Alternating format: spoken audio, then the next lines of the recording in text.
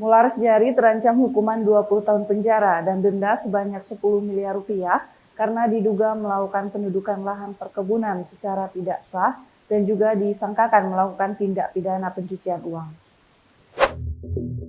Mantan calon wali kota Palembang itu sebelumnya dikabarkan ditahan di Polda Sumsel.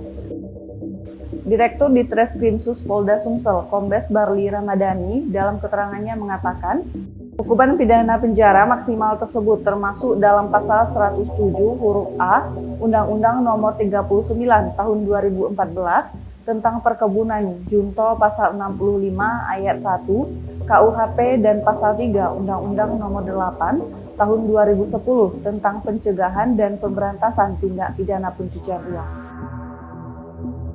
Pada kasus tersebut, penyidik Subdit 4 Tipiter dan Subdit 2 Perbankan di Treskrimum Polda Sumsel telah memintai keterangan sebanyak 23 saksi. Di antaranya ahli bidang perkebunan, korporasi, pusat pelaporan dan analisis transaksi keuangan, dan Kanwil ATR, BPN Sumsel, dan perpajakan. Berdasarkan penyidikan itu, tersangka Mularis selaku Direktur PT Campang 3 diduga kuat sudah menduduki atau menguasai lahan perkebunan milik PT Laju Perdana Indah secara tidak sah. Dengan cara melakukan pengolahan lahan, penanaman, dan panen tandan buah segar kelapa sawit. Lahan perkebunan kelapa sawit itu berlokasi di Kabupaten Ogan Komering Ulu Timur dengan total luas 5.400 hektar.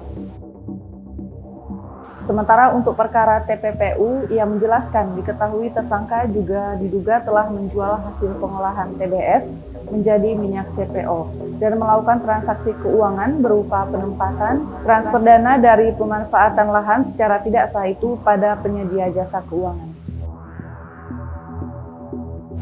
Penjualan CPO itu berlangsung selama tahun 2014 sampai 2021. Dari hasil analisa, ahli dari penjualan itu menghasilkan senilai 700 miliar rupiah yang patut diduga TPPU.